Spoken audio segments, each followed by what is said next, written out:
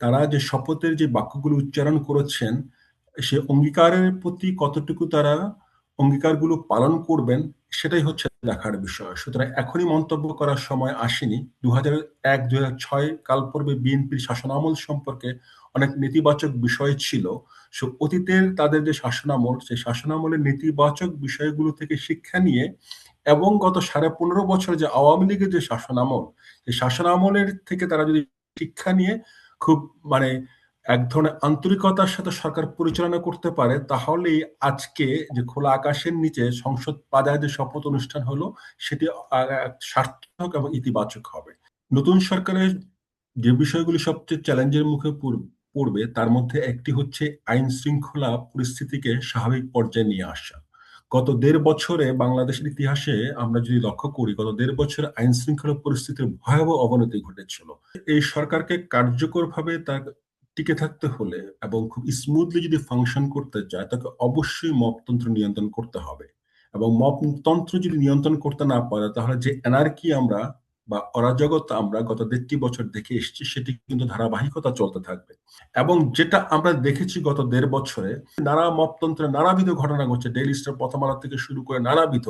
এর পিছনে যেন সরকারের একটা প্রচ্ছন্ন ছায়া, প্রচ্ছন্ন সমর্থন রয়েছে। দর্শক স্বাগত। আপনারা জানেন যে আমাদের এই সোশ্যাল প্ল্যাটফর্মে মাঝে মাঝেই অতিথিরা যুক্ত হন, তাদের গুরুত্বপূর্ণ মতামত দেন, নানান ঘটনার বিশ্লেষণ করেন। তারই ধারাবাহিকতায় আজকে আমাদের সঙ্গে যুক্ত হয়েছেন school of security and global studies, American public university system, সেখানকার শিক্ষক ডক্টর সাইদ ইফতেখার আহমেদ। আমার খুব প্রিয় মানুষ। স্যার, আপনাকে স্বাগত জানাই। তো আপনাকে স্যার, অনেক ধন্যবাদ আমাকে আমন্ত্রণ জানাবার জন্য। স্যার আপনার কাছে আমার প্রথম যে প্রশ্ন, সেটা হলো যে দীর্ঘদিন পর নতুন একটা নির্বাচন হয়েছে, নতুন সরকার নির্বাচিত হয়েছে, তারা শপথ নিয়েছেন। এই শপথটা একটি ব্যতিক্রমী ধর্মী, খোলা আকাশের নিচে। যদিও এর আগে বঙ্গবন্ধু সরকার ১৯৭৩ সালে সরারদি উদ্যানে শপথ নিয়েছিলেন এবং মুজিবনগর সরকার সেই আম্রকাননে খোলা আকাশের নিচেই শপথ নিয়েছিলেন। দীর্ঘদিন পর বিএনপি নেতৃত্বাধীন তারেক রহমানের সরকার আজকে সংসদ ভবনের সামনে শপথ নিলেন। তো আজ এতদিন পর আজকে এইটাকে আপনি কিভাবে স্যার দেখেন? হ্যাঁ, ধন্যবাদ। বিষয়টা ইতিবাচকভাবেই দেখি। তবে সবচেয়ে বিষয় হচ্ছে যে খোলা আকাশের নিচে না ঘরের মধ্যে শপথ নিয়েছে, এটা বড় কথা নয়। বড় কথা হচ্ছে যারা শপথ নিয়েছেন, তারা শপথের প্রতি তারা কতটুকু কমিটেড থাকবেন। তারা যে শপথের যে বাক্যগুলো উচ্চারণ করেছেন, সে অঙ্গীকারের প্রতি কতটুকু তারা অঙ্গীকারগুলো পালন করবেন, সেটাই হচ্ছে দেখার বিষয়। সুতরাং এখনই মন্তব্য করার সময় আসেনি। ২০০১-২০০৬ কালপর্বে বিএনপির শাসনামল সম্পর্কে অনেক নেতিবাচক বিষয় ছিল। অতীতের তাদের যে শাসনামল, সেই শাসনামলের নেতিবাচক বিষয়গুলো থেকে শিক্ষা নিয়ে এবং গত ১৫.৫ বছর যে আওয়ামী লীগের যে শাসনামল, সেই শাসনামলের থেকে তারা যদি শিক্ষা নিয়ে খুব মানে এক ধরনের আন্তরিকতার সাথে সরকার পরিচালনা করতে পারে, তাহলেই আজকে যে খোলা আকাশের নিচে সংসদ বাজারে যে শপথ অনুষ্ঠান হলো, সেটি সার্থক এবং ইতিবাচক হবে। তবে এটি মন্তব্য করার জন্য আমাদেরকে আরো বেশ কিছুটা সময় অপেক্ষা করতে হবে যে আপনার খোলা আকাশের নিচে এই আজকের শপথ অনুষ্ঠানটি আপনার ইতিবাচক হবে কি হবে না, সেটা বোঝার জন্য। ধন্যবাদ স্যার। আরেকটা প্রশ্ন যে ৫ আগস্টের পরে পুলিশের সঙ্গে যে ধরনের আচরণ করা হয়েছে, পুলিশ পিটিয়ে হত্যা করা হয়েছে, পুলিশ মেরে ঝুলিয়ে রাখা হয়েছে, আমরা দেখেছি, আপনিও জানেন।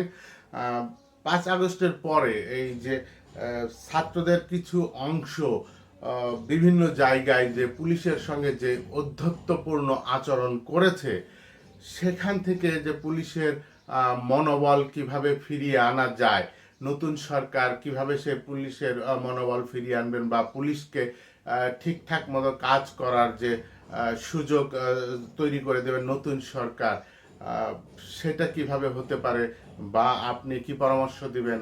নতুন সরকারের যে বিষয়গুলি সবচেয়ে চ্যালেঞ্জের মুখে পড়বে, তার মধ্যে একটি হচ্ছে আইন শৃঙ্খলা পরিস্থিতিকে স্বাভাবিক পর্যায়ে নিয়ে আসা। গত ১.৫ বছরে বাংলাদেশের ইতিহাসে আমরা যদি লক্ষ্য করি, গত ১.৫ বছরে আইন শৃঙ্খলা পরিস্থিতির ভয়াবহ অবনতি ঘটেছিল। এবং এর অন্যতম একটি কারণ হচ্ছে যে পুলিশের মনোবল ভেঙে যাওয়া, বিশেষ করে আপনার ৫ই আগস্টের আগে এবং পরবর্তী কিছু সময় যে পরিমাণ তারা সন্ত্রাস বা ভায়োলেন্সের মুখোমুখি হয়েছিল, তার ফলে পুলিশ বাহিনীর একটা কাঠামোটা অনেকটা ভেঙে পড়ার উপক্রম হয়েছিল। এখন যে নতুন সরকার আসলো, বিএনপি সরকার, তার প্রথম কর্তব্য হবে যে পুলিশ বাহিনী সহ আইন শৃঙ্খলা রক্ষাকারী সমস্ত বাহিনীর মনোবলটা ফিরিয়ে আনা এবং পুলিশ বাহিনীকে কার্যকর বাহিনী হিসাবে গড়ে তোলা বা পুনর্গঠন করা। এইটা হচ্ছে তাদের সবচেয়ে চ্যালেঞ্জের কাজ। কারণ সেনাবাহিনী দিয়ে কিন্তু আইন শৃঙ্খলা পরিস্থিতি রক্ষা করা সম্ভব নয়, যেটা গত আমরা ১.৫ বছর যাবৎ অন্তর্বর্তী সরকারকে দেখে আসছি। সুতরাং তারা কতটা সফলতার সাথে রাষ্ট্র পরিচালনা করতে পারবেন, তার মূল টাস্কটা কিন্তু এই জায়গাটাতে নিহিত। সুতরাং এইটা যদি সফলভাবে করতে পারেন, এবং শুধুমাত্র আইন শৃঙ্খলা বাহিনী পুনর্গঠনও নয়, যদি আমরা দেখে থাকি অতীতে আইন শৃঙ্খলা বাহিনী যখন শক্তিশালীও ছিল শেখ হাসিনা সরকার আমলে, আইন শৃঙ্খলা রক্ষাকারী বাহিনীকেও নানাবিধ অন্যায় এবং দুর্নীতির সঙ্গে জড়িত হতে দেখেছে। সুতরাং এই দিকটাকেও বিএনপি সরকারের আমলে নিতে হবে।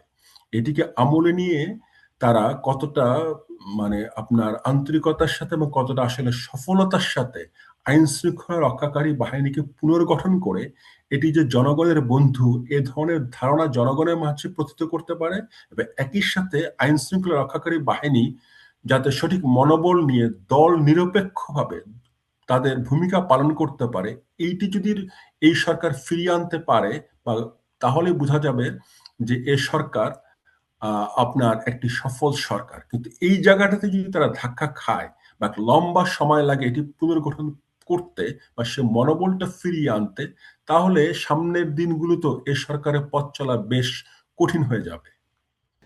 ৫ আগস্টের পরে আমরা একটা নতুন জিনিস দেখেছি, সেটা হলো যে মব কালচার। মব কালচার করে বিভিন্ন প্রতিষ্ঠান, আমাদের টেলিভিশন সহ বিভিন্ন প্রতিষ্ঠানে ভাঙচুর করা হয়েছে, আগুন দেওয়া হয়েছে। মানুষকে মব কালচার করে অনেক মানুষকে পিটিয়ে হত্যা করা হয়েছে। সর্বশেষ যার শিকার হচ্ছে যে দৈনিক প্রথম আলো এবং ডেইলি স্টার। এর মধ্যে একটা ঘটনা ঘটেছে যে স্যার, গত 53 বছরে বাংলাদেশের ইতিহাসে যা ঘটেনি সেই ঘটনা ঘটেছে। সেটা হলো যে ফরিদপুরে একজন মৃত ব্যক্তি, তার দাফন করা লাশ কবর থেকে তুলে মহাসড়কে জ্বালিয়ে দেওয়া হয়েছে মব কালচার করে।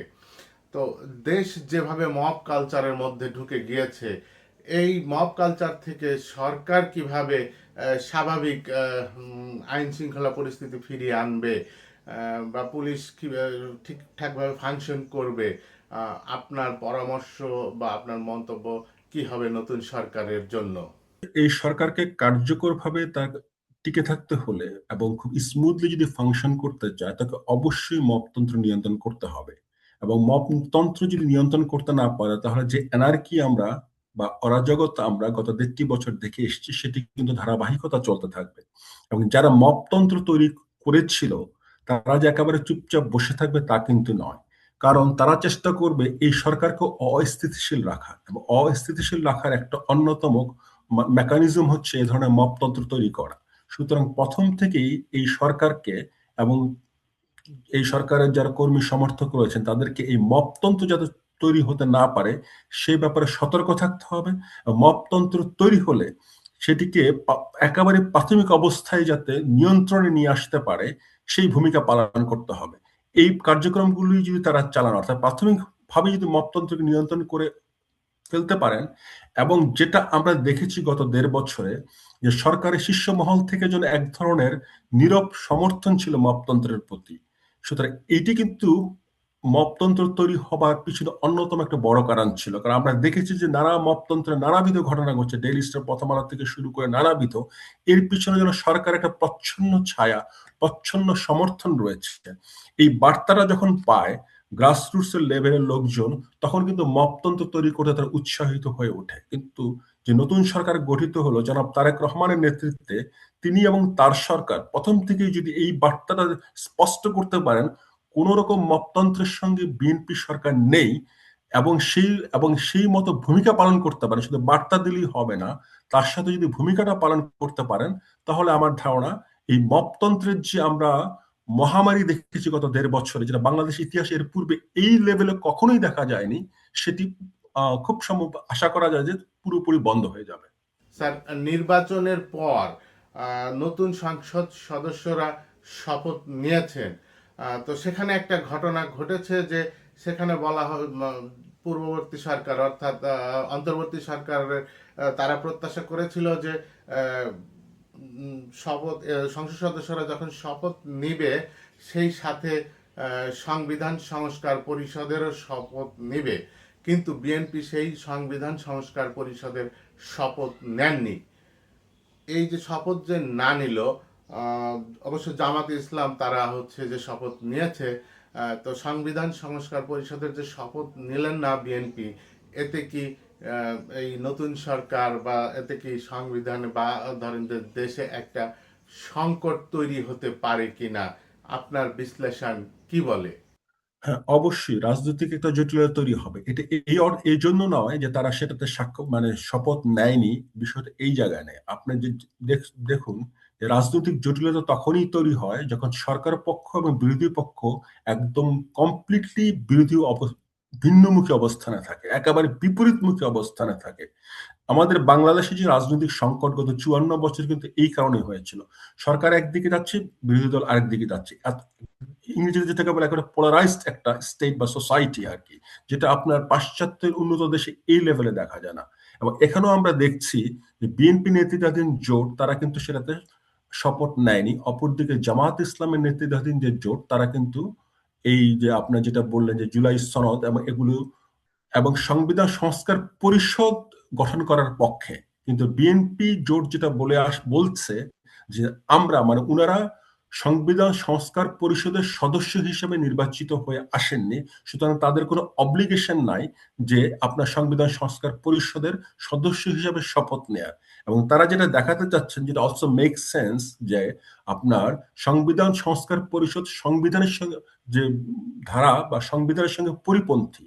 এবং স্যার এই যুক্তিটি দেখাচ্ছেন সংবিধান সংস্কার পরিষদ করতে হলে আপনার সংসদে এটি পাশ হয়ে সংবিধানের অন্তর্ভুক্ত হতে হবে। অর্থাৎ বিএনপি যে যুক্তিটা এখানে দিচ্ছে যে তাদের আটমোস্ট লয়ালিটি হচ্ছে সংবিধানের প্রতি, এবং সংবিধানের বাইরে তারা যেতে চান না বা যাবেন না। এবং সেটা তাদের যুক্তি অনুযায়ী একদম ঠিকই আছে। বিষয়টা একদম আইনগতভাবে তারা একেবারে একটা কারেক্ট অবস্থানে নিচ্ছেন, কারণ পুরো বিষয়টার সঙ্গে সাংবিধানিক যে বিষয়গুলো এগুলো একটা সাংঘর্ষিক একটা অবস্থা রয়েছে। কিন্তু জামাত নেতৃত্বাধীন যে জোট তারা কিন্তু এই যুক্তিটা মানতে চাচ্ছে না। তারা বলতে চাচ্ছেন যে সংবিধান সংস্কার কমিটি যেটা বললেন যে পরিষদ সেটা করতে হবে এবং অন্যান্য বিষয়গুলো বাস্তবায়ন করতে হবে। ফলে দেখা যাচ্ছে শুরু থেকেই আপনার যে বিএনপি নেতৃত্বাধীন জোট এবং জামাতের নেতৃত্বাধীন জোট দুটো ভিন্ন অবস্থান নিয়েছে। এটি ভবিষ্যতে এই দুই পক্ষের মধ্যে যে আপনার যে রাজনৈতিক সংকট বা আমাদের দেশের রাজনৈতিক সংকটগুলি আমরা দেখছি অনেক সময় সংঘাতের দিকে চলে যায়। এই ধরনের একটা সম্ভাবনা কিন্তু দেখা যাচ্ছে বা তৈরি হতে পারে সামনের দিনগুলোতে। স্যার, আপনাকে অসংখ্য ধন্যবাদ আমাকে সময় দেওয়ার জন্য, আপনার সুন্দর পরামর্শের জন্য। আপনাকে অনেক ধন্যবাদ সুযোগ দেবার জন্য। আজকের মতো এখানেই শেষ করি। ভালো থাকবেন স্যার, এবং দর্শক আপনারাও ভালো থাকবেন, নিরাপদে থাকবেন।